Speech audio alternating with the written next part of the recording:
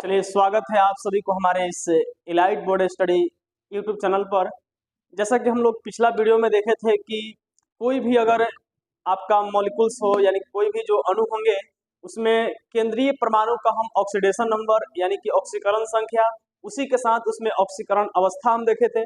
और साथ ही साथ हम लोग उस कंपाउंड का, उस मॉलिक्यूल के बारे में जाने थे कि वह ऑक्सीकारक है कि अवकारक है। तीनों बात की जानकारी देख चुके थे। तो चलिए, आज की वीडियो में हम लोग देखेंगे कि कुछ अणु ऐसे हैं जिसको जानना है हम लोग के कि आखिर वह अम्ल है कि भस्म है कि आपका उदासीन है, यानी कि इसमें अम्लीय है कि भस्मीय है कि उदासीन है। तो इसकी जानकारी हम लोग आज देखेंगे। कुछ थ्योरी है, उसके बाद हम लोग का कुछ उसमें क्वेश्चन देखेंगे। तो चलिए बात करते हैं हम लोग आगे। चलिए, इसमें हम लोग देखिए एक बात समझे। एक वैज्ञानिक थे जिनका नाम था लुइस। उन्होंने एक अपना स्टेटमेंट दिया था, एक अपना थ्योरी दिए थे कि इसमें आप थ्योरी देख पा रहे हैं कि आप थ्योरी लिख चुके हैं। उसी से रिलेटेड हम लोग आगे बढ़ेंगे। समझने की जरूरत है, थोड़ा ध्यान दीजिएगा बढ़िया से। तो चलिए हम लोग देखते हैं कि कहना क्या चाह रहा था। इसमें हम लोग के ये थ्योरी आपका पहला दे चुके हैं। देखिए, इसमें लिखा हुआ है कि किसी अणु का केंद्रीय परमाणु, मतलब कोई अगर मॉलिक्यूल्स हैं उसका केंद्रीय परमाणु, सेंट्रल एटम जो है हमारे बीच वाला, चाहे अगर दो रहेगा तो पहला वाला। आपको पिछला वीडियो में आपको बताए थे कि सेंट्रल एटम कैसे जानते हैं। किसी अणु में केंद्रीय परमाणु जब पेयर इलेक्ट्रॉन यानी कि जोड़ा इलेक्ट्रॉन त्यागने की क्षमता रखता है तो वह लुईस भास्मीय है। यानी कि इलेक्ट्रॉन अगर त्याग करेगा तो लुईस भास्मीय है, पेयर इलेक्ट्रॉन ने जोड़ा। लेकिन जो पेयर इलेक्ट्रॉन ग्रहण करने की क्षमता होगी तो वह लुईस अम्लीय है। यह आपका एक छोटा सा थ्योरी है। इससे हम लोग जानेंगे कि कौन अम्लीय है कौन भास्मीय है। पेयर इलेक्ट्रॉन त्याग करेगा तो लुईस अम्लीय, लुईस भास्मीय। पेयर इलेक्ट्रॉन ग्रहण करेगा तो लुईस अम्लीय। तो हम लोग अब देखते हैं कि कौन लुईस अम्लीय है कौन लुईस भास्मीय है। इससे पहले हम लोग देखिए यहाँ पर दो क्वेश्चन लिखे हुए हैं, तब अगला हम लोग देखेंगे थ्योरी। थोड़ा गौर कीजिएगा। एक NCl3 है, फिर आपका BCl3 है। अब जानना है कि आखिर BCl3 जो है यह आपका जो ब्रोन क्लोराइड है, आपका नाइट्रोजन क्लोराइड है, आखिर क्या है, अम्लीय है कि भास्मीय है। तो थोड़ा गौर कीजिएगा। इसमें दो एटम है बाबू, एक है नाइट्रोजन, एक आपका है नाइट्रोजन। दो एटम है, एक है नाइट्रोजन, नाइट्रोजन 7 पे है तो इसका हो जाएगा 2 5 इलेक्ट्रॉनिक विन्यास। क्लोरीन की बात करें तो इस 17 पे है, ये है 2 8 7। दो एटम हम देखें तो एक आपका नाइट्रोजन है तो नाइट्रोजन लिख दिए, यहाँ नाइट्रोजन लिखा गया। ये आपका सेंट्रल एटम है, यही आपका केंद्रीय परमाणु है। इसके अगल बगल आप देख पा रहे हैं कि इसके अगल बगल 3 क्लोरीन है। एक क्लोरीन, 2 क्लोरीन, यहाँ 3 क्लोरीन। और इसके अलावे हम देखें कि नाइट्रोजन की अंतिम में 5 इलेक्ट्रॉन है तो 1 इलेक्ट्रॉन, 2 इलेक्ट्रॉन, 3 इलेक्ट्रॉन, यहाँ से और 2 इलेक्ट्रॉन। क्लोरीन के अंतिम में 7 इलेक्ट्रॉन है तो यहाँ से 2 इलेक्ट्रॉन, 2 4, 2 6, 1 7। इसका भी 1 हो गया, 3 हो गया, ये 5 हो गया, ये 7 हो गया। इसका भी 2 2 4, 2 6, 1 7। अब इसका हम अगर बंधन बनाए तो आप देख पा रहे हैं कि क्लोरीन के पास 7 है, इससे एक लेगा तो 7 1 8 हो जाएगा, ये अस्थाई हो जाएगा। सेम प्रोसेस इससे भी है, 7 1 8, यहाँ भी 7 1 8। और नाइट्रोजन की बात करें तो 5 गो अपन है और सबके एक गो दिया है तो कुल मिला के 5 और 3 8, यह भी अस्थाई हो जाएगा। 5 और 3 8 यह भी अस्थाई हो जाएगा। तो 5 और 3 8 से यह भी देखिए अस्थाई हो चुका है। अगर हम इसका स्ट्रक्चर बनाएं तो क्लोरीन नाइट्रोजन के बीच सिंगल बॉन्ड, यानी क्लोरीन नाइट्रोजन के बीच एकक इलेक्ट्रॉन का आदान प्रदान हुआ है तो यहाँ पर सिंगल बॉन्ड। यहाँ भी एकक इलेक्ट्रॉन का साझेदारी हुआ है तो सिंगल बॉन्ड। यहाँ भी एक एक इलेक्ट्रॉन का साझेदारी हुआ है तो सिंगल बॉन्ड। यह साझेदारी में भाग नहीं हुआ है, यह साझेदारी में भाग नहीं लिया है। मतलब क्या हुआ कि यह जो नाइट्रोजन है यानी कि NCl3 में जो सेंट्रल एटम है, इसके पास बंधन बनाने के अलावे 2 इलेक्ट्रॉन और है जो किसी को यह दे सकता है, मतलब त्याग सकता है। मतलब 2 इलेक्ट्रॉन इसके पास एक्स्ट्रा है। इसका मतलब क्या है, इसमें पेयर इलेक्ट्रॉन त्यागने की क्षमता है। इसका मतलब अगर पेयर इलेक्ट्रॉन त्यागने की क्षमता होगा, इसका मतलब ई क्या होगा, जब पेयर इलेक्ट्रॉन त्यागने की क्षमता होगा तो यह लुईस भास्मीय हो जाएगा। मतलब क्या हुआ, यानी कि NCl3 आपका लुईस भास्मीय हो गया। तो इससे हम लोग जान सकते हैं नेक्स्ट थोड़ा सा गौर करने की जरूरत है बाबू, बस 2 मिनट ध्यान दीजिएगा। यहाँ बोरॉन की बात करेंगे तो बोरॉन आपका 5 पे है, यह हो जाएगा 2 और 3 हो जाएगा। क्लोरीन आप देख पा रहे हैं कि यह 7 पे है, यानी कि 17 पे है, 17 पे यह 2 8 7 हो जाएगा। तो यहाँ बोरॉन आपका सेंट्रल एटम है, क्लोरीन 3 गो है, तो क्लोरीन क्लोरीन क्लोरीन। बोरॉन के अंतिम में 3 इलेक्ट्रॉन, तो 1 2 3। इसके अंतिम में 7 इलेक्ट्रॉन, 2 2 4 1 2 6 1 7, 2 2 4 2 6 1 7, यहाँ से 2 2 4 2 6 1 7। फिर वही बात चलेगा, फिर वही बात चलेगा। 6 1 7 पूरा है, सॉरी 7 1 8 पूरा है, 7 1 8 पूरा है, और ये अपन 3 गो एकरा से दिया है। अभी इसका मतलब क्या हुआ कि यह आपका 3 गो अपन है, 3 गो इसका है, तब कुल मिलाकर भी इसका 6 गो है। अब समझिए बात को, इस अभी पूरा नहीं हुआ है। इसके पास यदि हम बात करें तो 2 इलेक्ट्रॉन यहाँ, 2 इलेक्ट्रॉन यहाँ, 2 इलेक्ट्रॉन यहाँ, यानी कि कुल मिला के बोरॉन का 6 इलेक्ट्रॉन ही हुआ।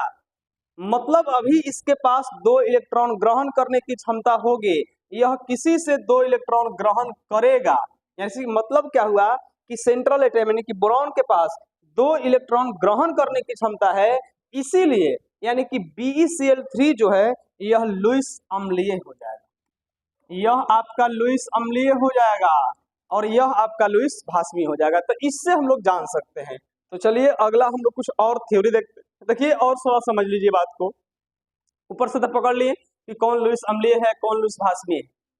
तो जिसमें इलेक्ट्रॉन, जिस अणु में सेंट्रल एटम के पास इलेक्ट्रॉन प्रदान करने की क्षमता हो, इलेक्ट्रॉन त्याग करने की क्षमता हो, सीधे मतलब समझ लीजिए इसके पास एक्स्ट्रा इलेक्ट्रॉन डबल रहेगा, जोड़ा इलेक्ट्रॉन, तो वह आगे त्याग करेगा। जिसके पास कम हो जाएगा तो उसमें ग्रहण करने की क्षमता होगी, तो जो त्याग करने की क्षमता होगा तो लुईस भास्मीय होगा, ग्रहण करने की क्षमता होगी तो लुईस अम्लीय होगा। तो चलिए हम लोग अगला देखते हैं। अगला थ्योरी एक और है बाबू, कहता है कि वर्ग में ऊपर से नीचे की ओर आने पर अम्लीयता बढ़ता है। वर्ग में जब ऊपर से नीचे आएंगे तो इसकी अम्लीयता बढ़ती है। देखिए अब हम लोग बात करें, यह आपका वर्ग है, कहीं ऊपर से नीचे आइए, hydrogen, lithium, sodium, potassium, rubidium, caesium, francium, जैसे जैसे नीचे आएंगे अम्लीयता बढ़ता है। वर्ग में ऊपर से नीचे आने पर अम्लीयता बढ़ता है लेकिन भास्मीयता घटता है। उल्टा, ऊपर से नीचे आने पर अम्लीयता बढ़ेगा और जहां अम्लीयता बढ़ेगा वहां भास्मीयता घटेगा। उल्टा सोचिए, नीचे से ऊपर जाने पर भास्मीयता बढ़ेगा लेकिन अम्लीयता घटेगा। जहां अम्लीयता ज्यादा वहां भास्मीयता कम, जहां अम्लीयता कम वहां भास्मीयता ज्यादा। बस हो गया। इसी में देखिए बात को कि यह वर्ग में यह nitrogen, nitrogen, phosphorus, arsenic, Sb, bismuth, यह वर्ग 15 का तत्व है और ऊपर से नीचे आ रहे हैं। तो ध्यान रखना, इसमें देखिए नाइट्रोजन, फास्फोरस, आर्सेनिक, Sb सब नीचे आ रहे हैं। इसमें भी nitrogen, phosphorus, arsenic, Sb, bismuth हो गया, antimony bismuth. Boron, aluminium, gallium, indium, thallium, यह आपका वर्ग 13 का तत्व है, यह वर्ग 15 का ही है। यह वर्ग 17 का तत्व है, फ्लोरीन, क्लोरीन, ब्रोमीन, आयोडीन, सब में नीचे आ रहा है। तो सब में नीचे आ रहा है, तो सब में वर्ग में नीचे, ऊपर से नीचे आ रहा है। तो ध्यान रखना है कि सब में नीचे, अगर सब की बात करें तो सबका अम्लीयता ज्यादा होगा, सबका अम्लीयता ज्यादा होगा लेकिन भास्मीयता सबका कम होगा। ऊपर ठीक उल्टा होगा, ऊपर में अम्लीयता कम होगा लेकिन भास्मीयता ज्यादा होगा। दो बातें हैं, ऊपर से नीचे आने पर अम्लीयता बढ़ता है जहां भास्मीयता घटता है, और जहां पे अम्लीयता घटता है वहां भास्मीयता ज्यादा होगा। क्वेश्चन दे सकता है, कैसे क्वेश्चन देगा? क्वेश्चन देखिए क्या देता है, क्वेश्चन क्या कह देगा आपको, थोड़ी बात समझिएगा। क्वेश्चन अब मान लीजिए ये दोनों में कह दिया कि NH3 और PH3 में PH3 अधिक अम्लीय है, क्यों? कह सकता है क्योंकि PH3 अधिक अम्लीय होगा, NH3 कम होगा, क्योंकि वर्ग में ऊपर से नीचे आने पर अम्लीयता बढ़ता है तो इसकी अम्लीयता सिंपल बात है कि बढ़ेगा। कारण सुनिए, कारण सुनिए क्या है कि वर्ग में ऊपर से नीचे आने पर त्रिज्या बढ़ता है, और त्रिज्या जब बढ़ता है, त्रिज्या जहां बढ़ेगा वहां ENC का मान घटता है। यानी कि ENC मतलब एक प्रकार के यह जो है यह आपका इफेक्टिव न्यूक्लियर चार्ज, या यह एक प्रकार के आकर्षण बल है। बाहरी कक्षा में उपस्थित नाभिक जो होता है, बाहरी कक्षा में उपस्थित इलेक्ट्रॉन को जिस बल से अपनी तरफ खींचता है उसको ENC कहते हैं, मतलब एक प्रकार के आकर्षण बल है। तो ऊपर से नीचे आने पर त्रिज्या बढ़ता है तो आकर्षण घटता है। आकर्षण घटे का मतलब बाहरी इलेक्ट्रॉन जल्दी त्याग करेगा, इलेक्ट्रॉन जल्दी त्याग करेगा तो H+ का निर्माण जल्दी करेगा, हाइड्रोजन आयन का निर्माण जल्दी करेगा, और हाइड्रोजन आयन का निर्माण जल्दी करेगा तो वह अम्लीयता ज्यादा प्रदर्शित करेगा, इसलिए ऊपर से नीचे आने पर अम्लीयता बढ़ता है। सेम प्रोसेस इसमें भी है, ऊपर से नीचे आने पर अम्लीयता बढ़ता है। इसमें आपका कहेगा ई दोनों में कि NCl3 और PCl3 में अधिक अम्लीय कौन है, तो आपका हो जाएगा PCl3। PCl3 ज्यादा अम्लीय होगा, ये अम्लीय कम होगा। उसी तरह से इसमें है BCl3 और LCl3, इसमें ज्यादा अम्लीय हो जाएगा LCl3, ये अम्लीय कम हो जाएगा।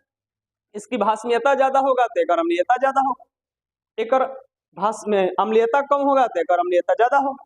अब इसमें समझिए फ्लोरीन, क्लोरीन, ब्रोमीन, आयोडीन, इस सब में अगर कहेगा तो कहेंगे कि इसका अम्लीयता सबसे ज्यादा, एकर भास्मीयता सबसे कम, एकर अम्लीयता सबसे कम, एकर भास्मीयता सबसे ज्यादा। क्वेश्चन कह सकता है कि HI का अम्लीयता HF से ज्यादा है, क्यों? क्योंकि नीचे है, ऊपर है, ऊपर से नीचे आने पर अम्लीयता बढ़ता है। तो इस तरह से आपका क्वेश्चन दे सकता है, कहीं से भी क्वेश्चन उठा सकता है, बस ध्यान रखना है आपको।